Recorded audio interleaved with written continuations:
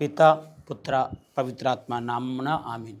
క్రీస్తునాథునిచే అంతిమగా ప్రేమించబడుతున్నటువంటి ప్రియ క్రైస్తవ సహోదరి సహోదరులారా, మిమ్మల్ని అందరినీ 19వ సామాన్య ఆదివారపు వాక్య పరిచర్యకై ప్రేమతో ఆహ్వానిస్తూ ఉన్నాను. ఈనాటి గ్రంథ పఠనాలు జీవిత సమస్యల మధ్య దేవుని స్వరాన్ని వినటం, విశ్వాసముతో ముందుకి సాగడం అనే అంశంపై బోధిస్తూ ఉన్నాయి. అవును ప్రీతమా క్రైస్తవ సహోదరి సహోదరులారా, మన జీవితంలో ప్రతి మనిషి జీవితంలో ప్రతి ఒక్కరికి బాధలు, కష్టాలు, తుఫానులు వస్తాయి.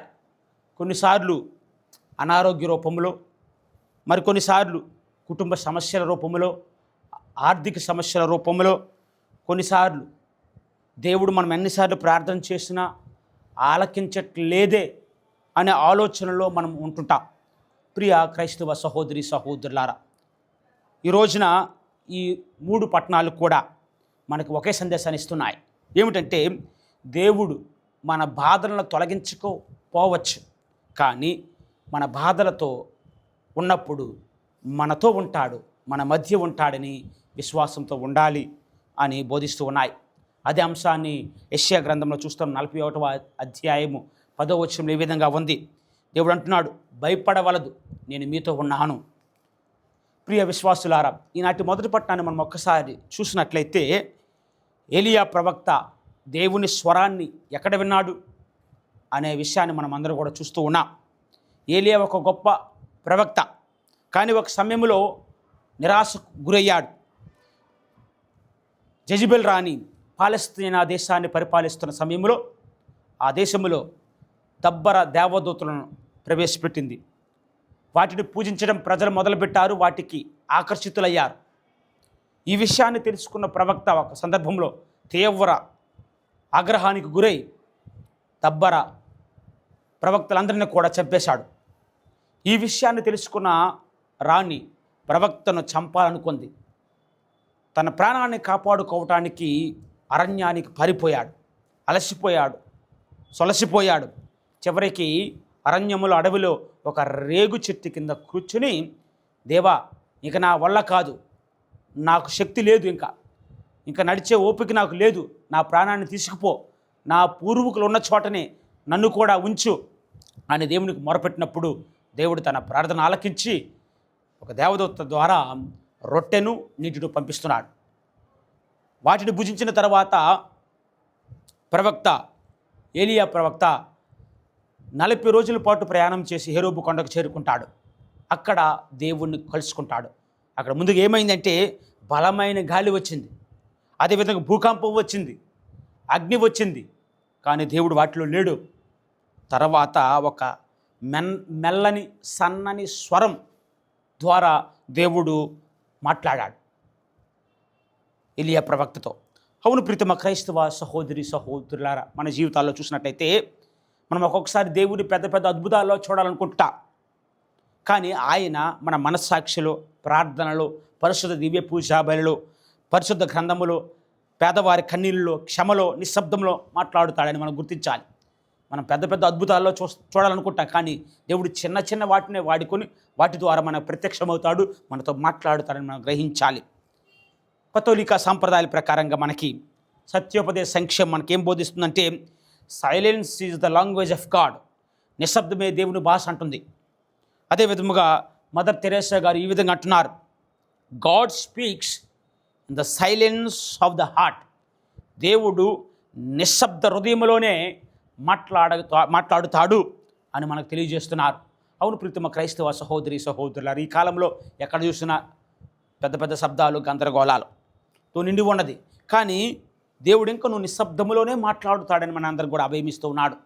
ప్రియ విశ్వాసులారా, ఒకసారి ఒక చిన్న పిల్లవాడు తన తండ్రిని అడిగాడంట, నాన్న, ఎందుకు దేవుడు ఎప్పుడు కూడా గట్టిగా మాట్లాడు, చాలా నెమ్మదిగా మాట్లాడుతాడు అని అడిగినప్పుడు తండ్రి నవ్వుతూ ఆ పిల్లవాడికి, ఆ బాలుడికి ఈ విధంగా చెప్పాడంట, నువ్వు పడుకున్నప్పుడు, బజ్జున్నప్పుడు అమ్మ నీతో గట్టిగా మాట్లాడుతుందా, మెల్లగా మాట్లాడుతుందా అని అడిగాడంట.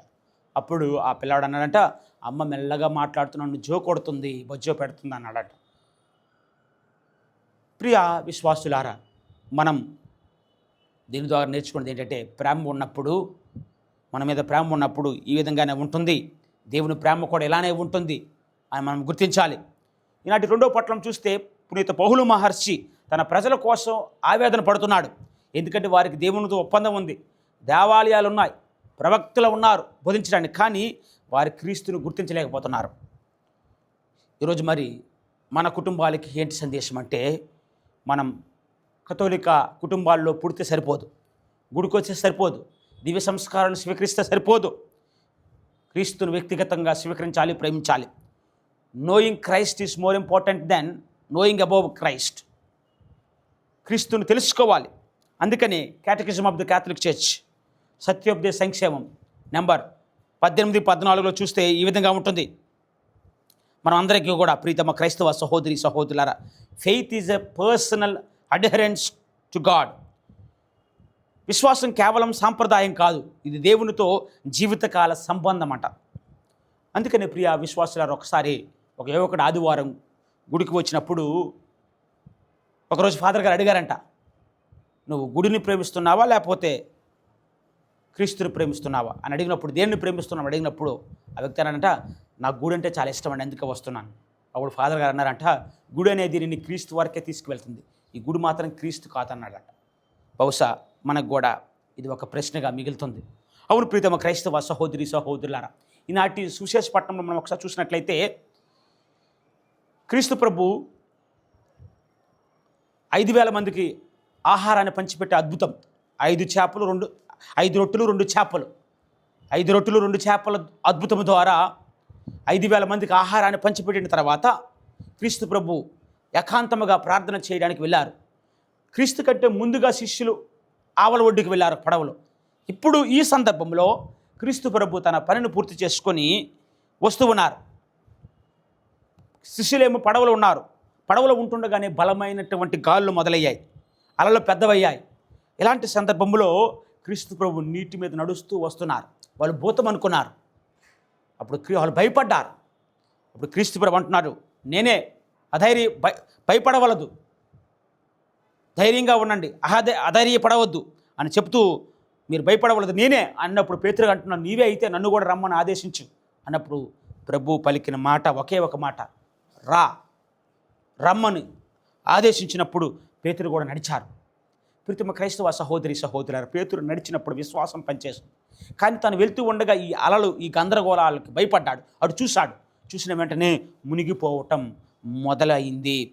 ప్రీతమ క్రైస్తవ సహోదరి సహోదరులారా, మన జీవితాల్లో కూడా సమస్యలు వచ్చినప్పుడు, బాధలు వచ్చినప్పుడు సమస్యలే పెద్దగా కనిపిస్తాయి, ఎక్కువగా కనిపిస్తాయి. క్రీస్తు చిన్నవాడిగా లేదా క్రీస్తు తక్కువగా చూస్తాం. కానీ ప్రభు అంటున్నాడు, ఈ ఆందోళన, ఈ భయము, ఒత్తిడి, ఇవన్నీ కూడా ఈ సమస్యల మీద నమ్మినప్పుడు పెరుగుతాయి. క్రీస్తు మీద కేంద్రీకృతమైనప్పుడు నీ దృష్టి, ఇవన్నీ కూడా చిన్నవిగా కనిపిస్తాయి, ముందుకు సాగలవు. మరొక అంశం ఇక్కడ పడవ అనేది శ్రీసభ. పడవలో ఉన్న శిష్యులు శ్రీసభలో ఉన్నటువంటి సభ్యులుగా గుర్తించగలం. మరి ఎన్ని అవరోధాలు వచ్చినా, అడ్డంకులు వచ్చినా శ్రీసభకు, తెలియని శ్రీసభకు క్రీస్తు ఆదరణలో అది ఉన్నప్పుడు ఇవన్నీ కూడా ఏం చేయలేవు. అది ఒక మహా వృక్షంగా ఎదిగి ముందుకు వెళ్తుందని మనము విశ్వసించాలి, నమ్మాలి కూడా. మరి ఈ సందర్భంలో పేతురు గారు చేసినటువంటి ఒక గొప్ప ప్రార్థన, ప్రభు నన్ను రక్షింపుము. 3 మాటలు, ప్రభు నన్ను రక్షింపుము. తన ప్రాణాన్ని కాపాడుకోవడానికి చేసిన ఒక గట్టి బలవంతమైనటువంటి ప్రార్థన. మనం కూడా ప్రార్థన చేస్తుంటాం, పెద్ద పెద్ద ప్రార్థనలు కాదు. హృదయం అనేది పరిశుభ్రంగా ఉండాలి, హృదయం అనేది నిజాయితీగా ఉండాలి. అప్పుడే మన ప్రార్థనలు కూడా దేవుడు ఆలకిస్తాడని మనం గుర్తించాలి. ప్రీతమ క్రైస్తవ సహోదరి సహోదరులారా, ఒక చిన్న కథ. ఒక పిల్లవాడు తన తండ్రితో కలిసి వంతెన దాటుతున్నాడంట. అప్పుడు తండ్రి అన్నాడంట, నా చేయి పట్టుకోమన్నాడంట. ఆ పిల్లవాడు అన్నాడంట, లేదు నాన్న, నువ్వే నా చేయి పట్టుకో. ఎందుకంటే ఒకవేళ నేను నడుస్తూ ఉండగా కొన్ని విషయాలు చూసి, కొన్ని దృశ్యాలు చూసి నేను భయపడినప్పుడు నీ చేతిని వదిలేసే అవకాశం ఉంటుంది. అదే నువ్వు పట్టుకున్నబట్టే ఎలాంటి సందర్భంలోనైనా, ఎలాంటి స్థితిలోనైనా నువ్వు నా చేయి విడిచిపెట్టవు అని చెప్పడం జరిగింది. అవును ప్రీతమ క్రైస్తవ సహోదరి సహోదరులారా, మన జీవితంలో కూడా దేవుడు అదే పని చేస్తున్నాడు. కొన్నిసార్లు విశ్వాసం బలపడినప్పుడు దేవుడు మన చేయి విడిచిపెడుతున్నాడేమో అనుకుంటా, కానీ దేవుడు విడిచిపెట్టడు, మన గట్టిగా పట్టుకుంటాడు. అందుకని సత్యోపదేశ సంక్షేమం 18-17 ఈ విధంగా చెప్తుంది. మన ఆశ పరిస్థితుల మీద కాకుండా దేవుని మీద ఉండాలంట. మన ఆశ అనేది దేవుని మీద ఉండాలి, పరిస్థితుల మీద కాదు. చాలా వరకు మనం పరిస్థితుల మీద పెడుతుంటాం. పునీత అగస్తిన్ గారు అంటున్నారు, if you believe you will see.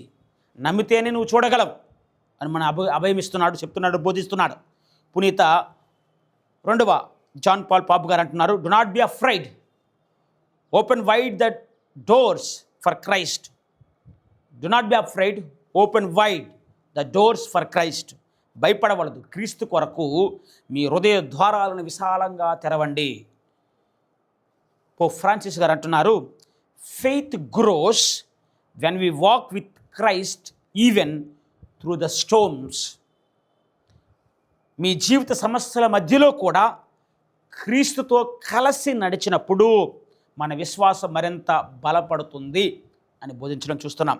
అవును ప్రీతమ క్రైస్తవ సహోదరి సహోదరులారా, మరి ఈనాటి గ్రంథ పఠనాల ద్వారా మన కుటుంబాలకు ఏంటి సందేశం అంటే, ఈరోజు కుటుంబాల్లో చిన్న చిన్న సమస్యలకే గొడవ, చిన్న చిన్న అపార్థాలకి విడిపోతున్నారు, చిన్న చిన్న అపజయాలకే నిరాశ, చనిపోతున్నారు. ఎందుకంటే ఈ జీవిత నావలో క్రీస్తు ఉన్నాడని మర్చిపోతున్నారు. ప్రతి కుటుంబము కూడా ఒక చిన్నపాటి నావ, పడవ. కాబట్టి ఆ పడవ యేసుతో ఉంటే ఎలాంటి తుఫాను వచ్చినా, ఎలాంటి బాధ వచ్చినా దానికి ఏమి కాదు, ముందుకు సాగుతూ ఉన్నది. ఆ రోజు బోధకులకు, గురువులకు, మఠకన్యలకు ఏంటి సందేశం అంటే, ఏలియా వలె అలసిపోవచ్చు, పేతురులా భయపడవలచ్చు, పునీత పౌలు గారిలా కన్నీరు పెట్టుకోవచ్చు. కానీ క్రీస్తు అంటున్నాడు, తన పిలుపును మళ్ళీ వెనక్కి తీసుకోడంట. మళ్ళీ అంటున్నాడు, నా చెంతకు రండి అని ఆదేశిస్తున్నాడు, పిలుస్తున్నాడు, మళ్ళీ రమ్మంటున్నాడు. కాబట్టి క్రీస్తునందు విశ్వాసం ఉంచండి, క్రీస్తునందే మన నమ్మకం ఉంచమని తెలియజేస్తున్నాడు. ఆచరణలో పెట్టవలసినటువంటి కొన్ని అంశాలు, ప్రతిరోజు కనీసం 15 నిమిషాల పాటు నిశ్శబ్ద ప్రార్థనలకు మనం సమయం ఇవ్వాలి.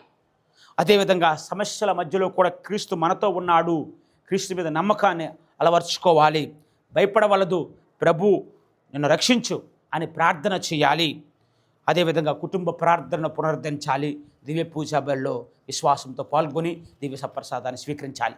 అవును ప్రీతమ క్రైస్తవ సహోదరి సహోదరులారా, మరొకసారి ఈనాటి పట్టాలు మనకి చెప్తున్న పాఠాలు, గొప్ప పాఠాలు ఏంటంటే, ఏలియా ద్వారా దేవుడు నిశ్శబ్దంలో మాట్లాడగలడు. పౌలు ద్వారా దేవుని ప్రజల కోసం ప్రేమతో బాధపడే హృదయం కలిగి ఉండాలంట. దేవుని ప్రజల కోసం ప్రేమతో బాధపడే హృదయాన్ని మనం కలిగి ఉంటామంటున్నాడు. నిశ్శబ్దంలో దేవునితో మాట్లాడమంటున్నాడు. పునీత పేతురు గారు సువిశేషంలో పేతురు ద్వారా మనకు నేర్పిస్తున్న అంశం ఏంటంటే, క్రీస్తుపై చూపు నిలిపితే మన దృష్టి అనేది క్రీస్తు మీద కేంద్రీకృతమైనప్పుడు ఈ బాధలు, తుఫానుల మధ్య కూడా మనం నిలవగలం, మనం ముందుకి సాగగలమని మనకు బోధిస్తున్నారు. అవును ప్రీతమ క్రైస్తవ సహోదరి సహోదరులారా, మన జీవితంలో ఎన్ని తుఫాన్లు వచ్చినా, ఎన్ని బాధలను వచ్చినా, ఈరోజు మనతో ప్రభు అదే మాట అంటున్నాడు, ధైర్యంగా ఉండండి, నేను మీతో ఉన్నాను, భయపడవలదు, అది నేనే అని అంటున్నాడు. అవును ప్రీతమ క్రైస్తవ సహోదరి సహోదరులారా, మరి మనము కూడా పేతురులా విశ్వాసంతో ముందుకు సాగుతాం. అప్పుడే దేవుడు మన చేయి పట్టుకొని అదేవిధంగా శాంతి తీరానికి చేర్చగలడు. కావున మంచి విశ్వాసాన్ని పెంపొందించమని ఈ దివ్య పూజా బలిలో ప్రత్యేకముగా మనమందరం కూడా ప్రార్థించుదాం.